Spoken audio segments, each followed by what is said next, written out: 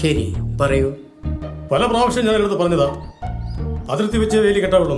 കേൾക്കണ്ടേ?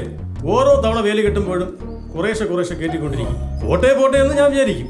പക്ഷേ രക്തത്തിളപ്പുള്ള പിള്ളേർ വിടുവോ? അതാ സഹികെട്ട് എന്റെ ഈ മോൻ കരിക്ക് വെട്ടാൻ വെച്ചിരുന്ന വാക്കത്തിയെടുത്ത് രാഘവനിട്ട് ഒറ്റച്ചാമ്പു. എന്നിട്ട് അയാൾ ചാകറായി കിടപ്പുണ്ട്. നീ കൊള്ളാവല്ലോടെ ചേർക്കാം. സംസാരിച്ച് ഒത്തീർപ്പാക്കേണ്ടതിന് പകരം കുത്തി കൊല്ലാൻ ശ്രമിക്കുക. ഈ നിമിഷം നിന്നെ പിടിച്ചകത്താക്കിയാ വേണ്ടത്. പിന്നെ നീ പുറലോകം കാണരുത്. ഹലോ, ഞാൻ വക്കീല പാതിരിയാ. വിളിച്ചോണ്ട് പോ, ഇല്ലെങ്കിൽ എന്നെ തട്ടിക്കളയും. മോനെ നോക്ക്, വേറെ വക്കീല നോക്കാം. ഇങ്ങനെയുണ്ടോ കുരിപ്പുകള്?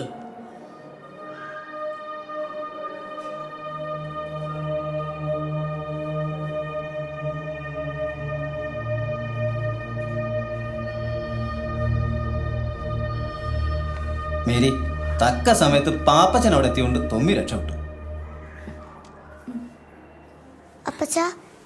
വന്നേ.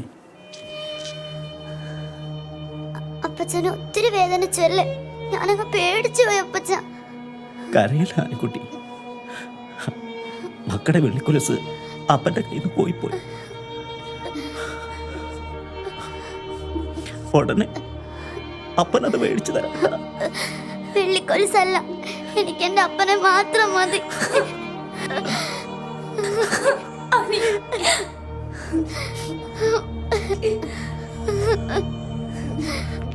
എന്തായത്? എല്ലാവരും കൂടി ഇയാൾക്ക് ബി പി കൂട്ടുകയാണോ? നിങ്ങളോട് കൂടി പറഞ്ഞ പുറത്തേ നോക്കൂ. ഇപ്പൊ എങ്ങനെയുണ്ട്? എത്തിയല്ലോ അമ്മ. മക്കളെ ഒന്ന് മാറിക്കോ.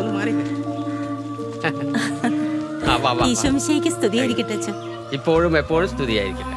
മുടങ്ങാതെ 1-ാം തീയതി കുട്ടികളെ കണ്ടു പോകുമ്പോൾ അന്നാമ്മ പോയി കഴിഞ്ഞാൽ ഇവരെന്നോട് ചോദിക്കും, ഇനി എന്നാ 1-ാം തീയതി ആവച്ചാ, ഇനി എന്നാ 1-ാം തീയതി ആവച്ചാന്ന്. ഇന്നിപ്പോ ഇവരെന്നോട് പറയാനേ, എല്ലാ ദിവസവും 1-ാം തീയതി ആയാ എത്ര നന്നായിരുന്നു അച്ഛാന്ന്. എന്നും അന്നാമ്മച്ചീനെ കാണാലോ. കുട്ടികൾക്ക് അത്ര ഇഷ്ടം അന്നാമ്മച്ചീനെ. കുട്ടികളെ സ്നേഹിക്കുക, കുറേയേറെ സ്നേഹിക്കുക, സ്നേഹം കൊണ്ട് വീർപ്പ് മുട്ടിക്കുക. സ്നേഹം ഉള്ളിടത്തേ ഈശ്വരനുള്ളൂ, ഈശ്വരന്റെ സാമീപ്യമുള്ളൂ. ഇവരൊക്കെ എനിക്ക് ജനിക്കാതെ പോയ കുഞ്ഞുങ്ങളാ. ഉമ്മ.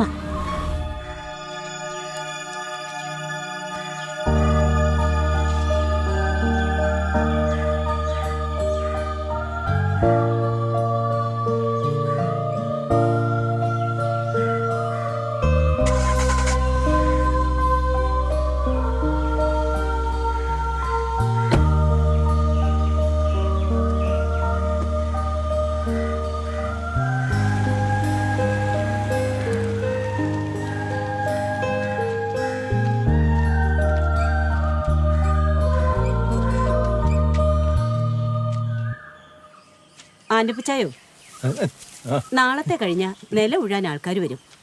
നാളെ തന്നെ ഇതൊക്കെ എടുത്ത് മാറ്റണം. ഞാനോ? എന്നതാ മേലായോ? കഷ്ടം തന്നെ. വന്നാട്ടെ. ഇങ്ങനെ ഒരു കുഴിമടിയൻ.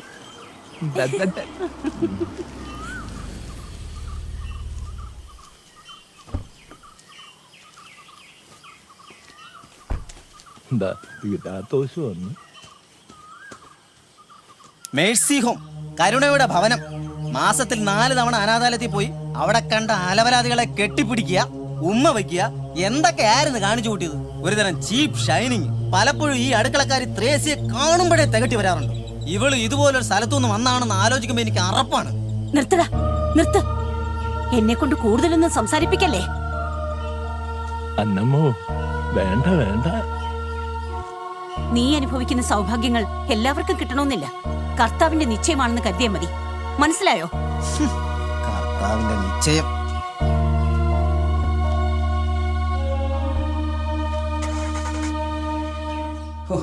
എന്നൊക്കെ പ്രതീക്ഷിച്ചു വന്ന എല്ലാം പോയി. ഒരു മുണഞ്ഞ പരിപാടിയായി പോയി.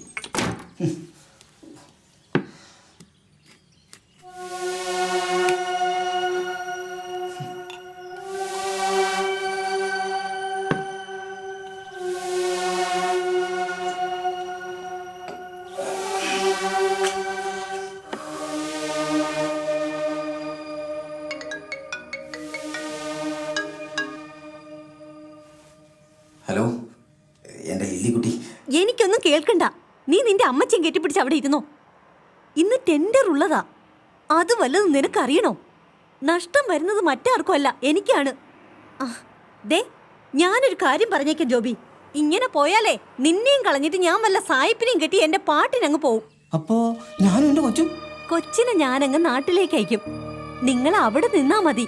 ചിലവിന് മാസം തോറും ഞാനൊരു തുക അയച്ചു തരും. പിന്നെ നിനക്കൊരു പോക്കറ്റ് മണിയും. എന്തേ, പോരെ? എന്താ ലില്ലിക്കുട്ടി ഇങ്ങനെയൊക്കെ പറയുന്നത്? Hello hello Lillikutty, hello.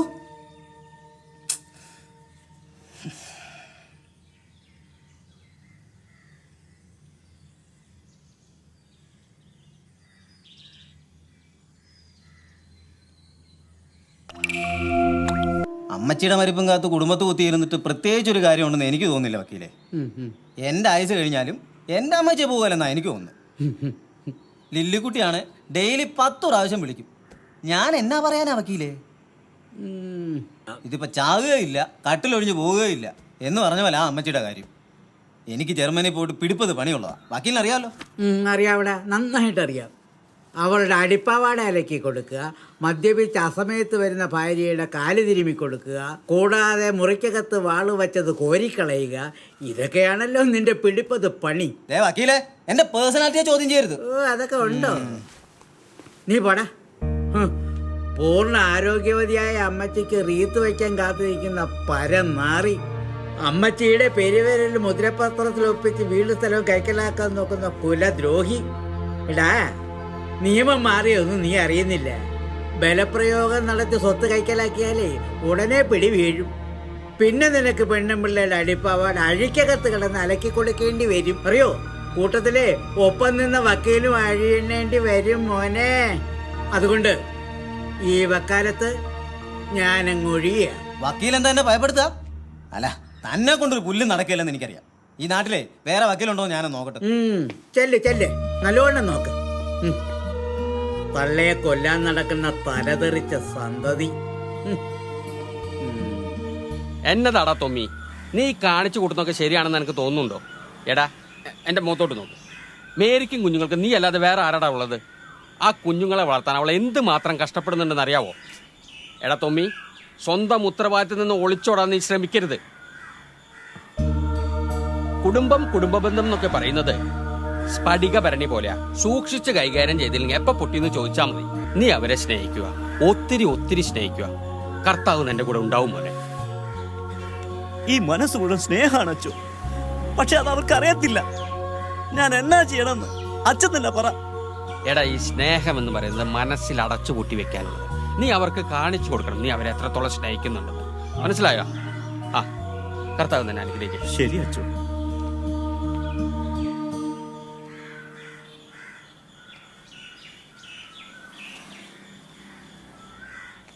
എടാ തൊമ്മി, സ്വന്തം ഉത്തരവാദിത്തത്തിൽ നിന്ന് ഒളിച്ചോടാൻ നീ ശ്രമിക്കരുത്. നീ അവരെ സ്നേഹിക്കുക, ഒത്തിരി സ്നേഹിക്കുക. കർത്താവ് നിന്റെ കൂടെ ഉണ്ടാവും മോനെ. എടാ, ഈ സ്നേഹം എന്ന് പറയുന്നത് മനസ്സിൽ അടച്ചുപൂട്ടി വെക്കാനുള്ളത്. നീ അവർക്ക് കാണിച്ചു കൊടുക്കണം നീ അവരെ എത്രത്തോളം സ്നേഹിക്കുന്നുണ്ട്. നന്മ നിറഞ്ഞ മറിയമേ സ്വസ്തി, കർത്താവ് അങ്ങയോട് കൂടെ സ്ത്രീകളിൽ അങ്ങ് അനുഗ്രഹിക്കപ്പെട്ടവളാകുന്നു. അങ്ങയുടെ ഉദരത്തിൻ ഫലമായി ഈശോ അനുഗ്രഹിക്കപ്പെട്ടവനാകുന്നു. പരിശുദ്ധ മറിയമേ തമ്പുരാന്റെ അമ്മേ, മാതാവേ കാത്തോളണേ. മാതാവേ, ഇത് വെട്ടി വേവിച്ച് കൊച്ചുങ്ങൾക്ക് കൊടുക്ക്. തൽക്കാലം അവരുടെ വിശപ്പ് മാറട്ടെ. ആലീസ് എവിടെ? അവൾ അകത്തുണ്ട്.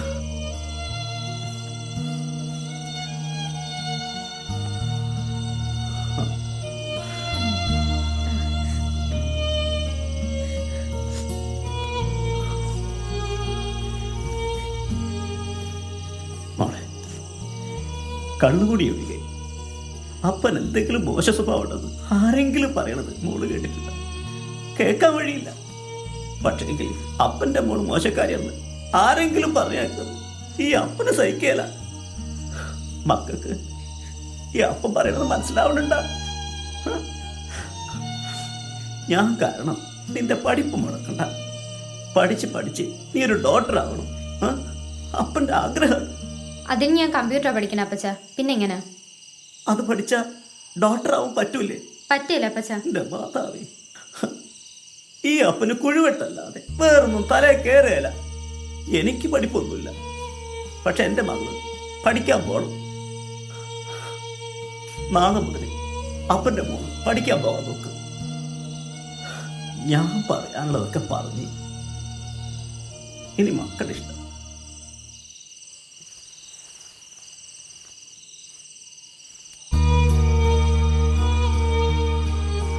എടോ എനിക്കിത് തീർത്തിട്ട് വേണം തിരിച്ചു പോവാന്. എടോ താൻ പറയുമ്പോ തനിക്ക് പൈസ തരുന്നതല്ലേ. തൻ്റെ കാര്യത്തിൽ എന്തെങ്കിലും ഞാൻ വീഴ്ച വരുത്തിയിട്ടുണ്ടോ അല്ലെങ്കിൽ ലേറ്റ് ആക്കിയിട്ടുണ്ടോ? ഞാൻ പറയുന്നത് കേൾക്കുന്നില്ലേ? ഹലോ, ആ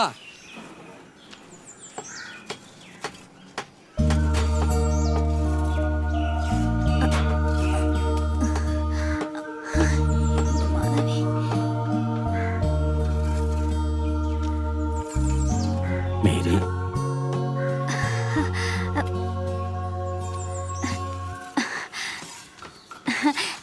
എന്താ തൊമ്മിച്ച? കുടുംബത്തിന് വേണ്ടി എൻ്റെ മേരി ഒത്തിരി കഷ്ടപ്പെടുന്നുണ്ടല്ലേ? എനിക്ക് പരാതിയില്ലല്ലോ തൊമ്മിച്ച. മേരി, ദാ ഇത് കൊണ്ടേക്കോളൂ. ഒരു കുഴിയെടുപ്പിന് അല്പം പണം കിട്ടിയതാ. ഞാൻ ഇത്രയും കാലം ചെയ്തതും കാണിച്ചു കൂട്ടിയതും കർത്താവിന് നിരക്കാത്തതായിരുന്നു. പോട്ടെ. അതെ, നേരത്തെ വരുമല്ലോ അല്ലേ?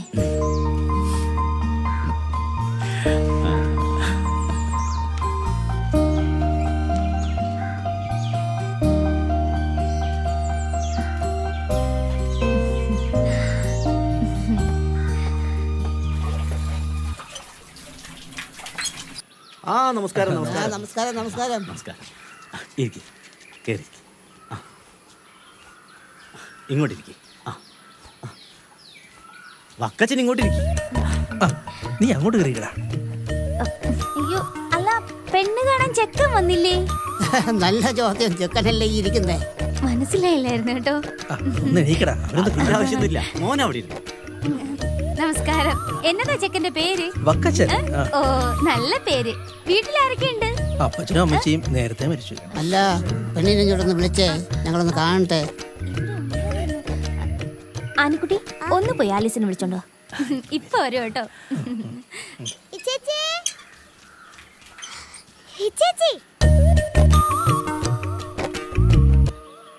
പള്ളിപ്പെരുന്നാൾ വന്നാലേ 2 പേട്ട കപ്പലണ്ടി ഇവൻ കച്ചവടാക്കും. മിടുക്കനാവൻ. ഇങ്ങനെ ഇരിക്കണം നോക്കണ്ട.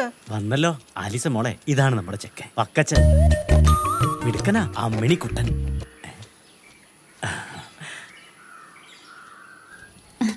മോളെ, ചെക്കന് ഇഷ്ടായ?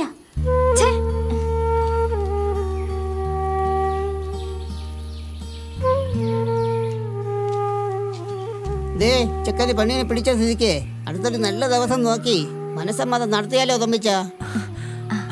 അതിലെനിക്ക് സന്തോഷമുള്ള. അതാണ്. എന്നാ പിന്നെ മുന്നേറ്റ് ഉടനെ നടത്താം. എന്നാ എല്ലാം പറഞ്ഞ പോലെ. അപ്പൊ പിന്നെ വീണ്ടും കാണാം. വലിയ സന്തോഷം. ആയിക്കോട്ടെ.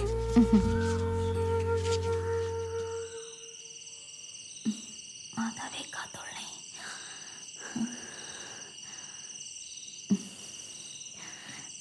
കഴിക്ക.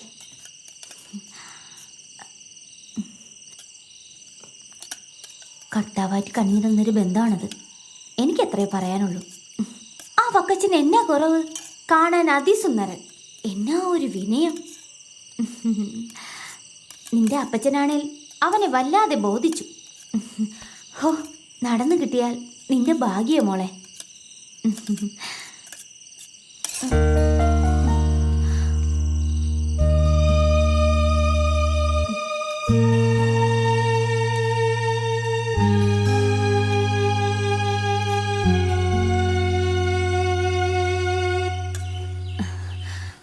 തോമിച്ച. മേരി, ഓ, മനസ്സമ്മതം തിങ്കളാഴ്ച തന്നെ നടത്തണമെന്നാ ചെക്കൻ്റെ വീട്ടുകാർ പറയണത്. അല്ലാന്ന് വെച്ചാ അവ വേറെ പെണ്ണിനെ കിട്ടും. എന്നിട്ട് ഇച്ചേൻ എന്നാ പറഞ്ഞു? ഞാനൊന്നും വേണ്ടിയില്ല. തിങ്കളാഴ്ച തന്നെ മനസ്സമ്മതം നടത്താന്ന് ഇച്ചായൻ അവരെ അറിയിക്കേ. നമ്മുടെ കുടിയിൽ ഒരു നല്ല കാര്യം നടക്കുമ്പോൾ 4 ആളെ കൂട്ടണ്ടേ മേരി? ഉടനെ എന്ന് പറയുമ്പോൾ ഈ തൊമ്മിച്ചനൊരു എത്തും പിടിയും കിട്ടുന്നില്ല. കർത്താവ് നമുക്ക് അതിനുള്ള വഴി കാണിച്ചു തരാതിരിക്കില്ല. തൊമ്മിച്ച് സമാധാനമായിട്ടിരിക്കേ.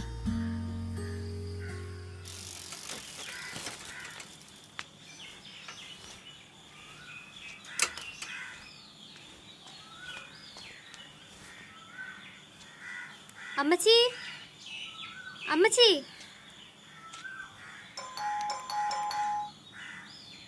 അമ്മച്ചി, അമ്മച്ചി. ആരാടി നിന്റെ അമ്മച്ചി? നിലത്ത് വയ്ക്കാതെ വളർത്തിയതാ എന്റെ കൊച്ചിനെ. അവനെ കണ്ട മൂരിയുടെയും പോത്തിന്റെയും മുമ്പിലേക്ക് ഇട്ടുകൊടുക്കാൻ ഞാൻ തയ്യാറല്ല.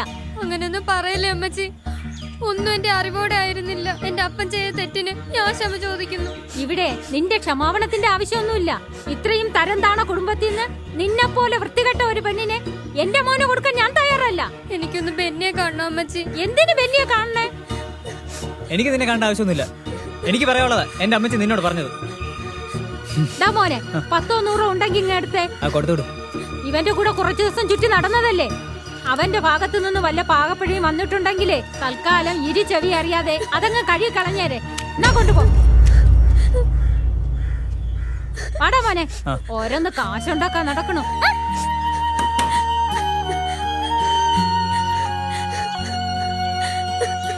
ഞാൻ ചീത്തയല്ല, ആലീസ് ചീത്തയായിട്ടില്ല.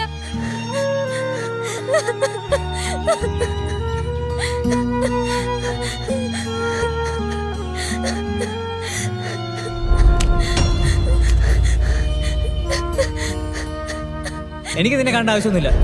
എനിക്ക് പറയാനുള്ളതാ എന്റെ അമ്മച്ചി നിന്നോട് പറഞ്ഞത്. അവന്റെ ഭാഗത്തു നിന്ന് വല്ല പാകപ്പിഴയും വന്നിട്ടുണ്ടെങ്കിലേ തൽക്കാലം ഇരു ചെവി അറിയാതെ അതങ്ങ് കഴുകി കളഞ്ഞേരെ. എടാ ജോബി, നിന്റെ അമ്മച്ചിയെ സ്വസ്ഥമായിട്ടൊന്ന് ജീവിക്കാൻ അനുവദിക്കും. ന്യായമായ കാര്യങ്ങളല്ലേ ഞാൻ ചോദിക്കുന്നത്. എവിടുത്തെ ന്യായടാ? നിന്റെ അപ്പൻ മാത്തച്ഛന്റെ സ്വത്തുക്കൾ ഓരോന്നോരോന്നായി കൈവശപ്പെടുത്തി അയാളെ അവസാനിപ്പിച്ചു. ഇപ്പൊ നീ വളഞ്ഞ വഴിയില്ല. എടാ മോനെ, നീ എത്ര ശ്രമിച്ചാലും അന്നാമ്മച്ചടത്തിയുടെ 1 ഇഞ്ച് ഭൂമി പോലും നിനക്ക് കിട്ടില്ല. പിന്നെ നേരത്തെ പറഞ്ഞല്ലോ, ബിസിനസ് സാമ്രാജ്യം, പേര്, പ്രശസ്തി, സ്റ്റാറ്റസ്, ഒലക്കയുടെ മൂഡ്. എടാ, നിനക്ക് ജന്മം നൽകി ഇത്ര വലുതാക്കിയ അവർക്കൊരു സ്ഥാനവും ഇല്ലെന്നോ? കഷ്ടം. കർത്താവേ, അമ്മ ചത്ത് കട്ടിലൊഴിയാൻ നിൽക്കുന്ന ഇത്തരം മക്കളെ നേർവഴിക്ക് നയിക്കേണേ. അച്ഛന്റെ ഈ വേദാന്തം കേട്ട് മടുത്തു. എടാ, ഒരു വൈദികന് വേദോപദേശമല്ലാതെ മറ്റെന്താടാ കൈമുതലായുള്ളത്? അച്ഛനോട് സംസാരിച്ചിട്ട് കാര്യമില്ല. എന്നാ ചെയ്യാൻ പറ്റും ഞാനൊന്ന് നോക്കട്ടെ. നീ പോയി ചെയ്യേ. എന്റെ അമ്മച്ചിയെ മുടി എന്തോരാ പൊഴിയണേ നോക്കിയേ. പൊഴിയാതിരുന്നിട്ട് എന്ത് കാര്യാടി മോളെ?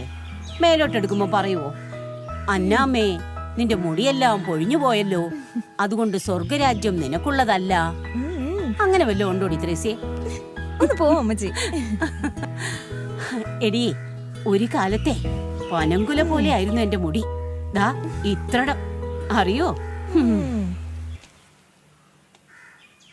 ഞായറാഴ്ച ദിവസങ്ങളിൽ പള്ളി വിട്ടു വന്നു കഴിഞ്ഞാൽ 4 പാമര ഇട്ട് കാച്ചിയ എണ്ണ തേച്ചൊരു നീരാട്ട്. മാമച്ചൻ അതൊരു നിർബന്ധമായിരുന്നു. എന്നിച്ചയനെ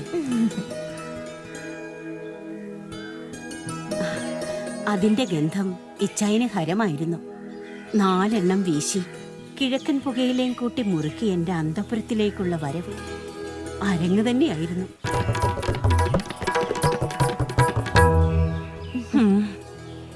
അങ്ങനെ ഒരു കാലം. ഹിന്ദുസ്ഥാനി സംഗീതം ഹരമായിരുന്നു എന്റെ മാമച്ചന്. എന്നെ സംഗീതവും നൃത്തവും പഠിപ്പിച്ചു.